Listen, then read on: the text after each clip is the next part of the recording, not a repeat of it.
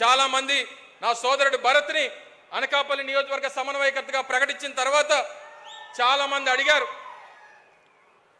అడిగారు అనకాపల్లికి భరత్ని పెట్టారు అన్నా నీ పరిస్థితి ఏంటి, నువ్వెక్కడి నుంచి పోటీ చేస్తున్నావు, నువ్వెక్కడి నుంచి రేపు పోటీ చేయబోతున్నావు అని చెప్పి చాలా మంది అడిగారు. నేను జగన్మోహన్ రెడ్డి గారికి మాటిస్తా ఉన్నా, జగన్మోహన్ రెడ్డి గారికి ఈ వేదిక మీద నుంచి మాటిస్తా ఉన్నా, నాకు జగన్మోహన్ రెడ్డి గారు ఉమ్మడి విశాఖపట్నం జిల్లాకి డిప్యూటీ రీజనల్ కోఆర్డినేటర్గా నన్ను జగన్మోహన్ రెడ్డి గారు నియమించారు.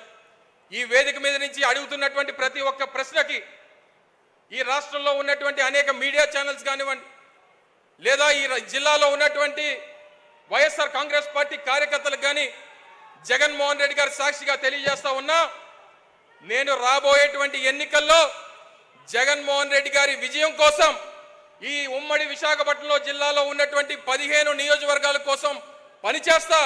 జగన్మోహన్ రెడ్డి గారిని ముఖ్యమంత్రి చేయడమేనా చారిత్రాత్మక అవసరం, ఆయన బాగుండాలి, ఆయన ముఖ్యమంత్రి కావాలి, దానికోసం అవసరమైతే నేను పోటీ నుంచి తప్పుకుంటానని చెప్పి ఈ సందర్భంగా మీ అందరికీ తెలియజేస్తా ఉన్నా. అందరి తలరాతులు భగవంతుడు రాస్తాడు. నేను అనేక సందర్భాల్లో చెప్పాను, అమర్నాథ్ తలరాత జగన్మోహన్ రెడ్డి గారు రాస్తారని చెప్పి ఈ సందర్భంగా తెలియజేసుకుంటూ మరొకసారి ఇంత పెద్ద ఎత్తున విచ్చేసినటువంటి వైఎస్ఆర్ కాంగ్రెస్ పార్టీ నాయకులకు, అభిమానులకు, ప్రజలకు, మరి ముఖ్యంగా జగన్మోహన్ రెడ్డి గారికి ఆశీర్వదించడానికి విచ్చేసినటువంటి వేలాది మంది మహిళా సోదరీమణులందరికీ కూడా హృదయపూర్వకంగా ధన్యవాదాలు తెలియజేసుకుంటూ, మరి అనకాపల్లి నియోజకవర్గానికి సంబంధించి కొన్ని ప్రధానమైనటువంటి సమస్యలు వారి దృష్టికి తీసుకొని వచ్చి మరి వారు ఇచ్చినటువంటి అనేక కార్యక్రమాలు చేసినటువంటి సందర్భంలో వారికి కృతజ్ఞతలు తెలియజేసుకుంటూ, ఇప్పటికే ప్రతిష్టాత్మకమైనటువంటి రెండో అతిపెద్ద అగ్రికల్చర్ మార్కెట్ కమిటీ అయినటువంటి అనకాపల్లికి సంబంధించి ఒక నూతనంగా ఒక కోల్డ్ స్టోరేజ్ నిర్మాణం కానివ్వండి, లేదా కొన్ని షాపింగ్ కాంప్లెక్స్లు, ఎందుకంటే ప్రధానమైనటువంటి పట్టణంలో ఉన్నటువంటి అనకాపల్లి మార్కెట్ యార్డ్లో షాపింగ్ కాంప్లెక్స్లు, కన్వెన్షన్ సెంటర్ కడితే బాగుంటుందని చెప్పి మార్కెట్ కమిటీ సోదరులు కానివ్వండి, అక్కడ ఉన్నటువంటి కమిటీ సభ్యులు కానివ్వండి, అందరూ కూడా అడిగారు గౌరవ ముఖ్యమంత్రి గారిని.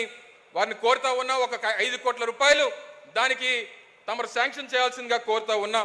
అలాగే పక్కనే ఇప్పుడు కసింకోటలో ఉన్నటువంటి శారదా నది మీద ఉన్నటువంటి బ్రిడ్జ్ ఏదైతే అసంపూర్తిగా ఆగిపోయిందో దానికి ఒక 3 కోట్ల రూపాయలు కావాలని చెప్పి పెద్దలందరూ కూడా కోరడం జరిగింది.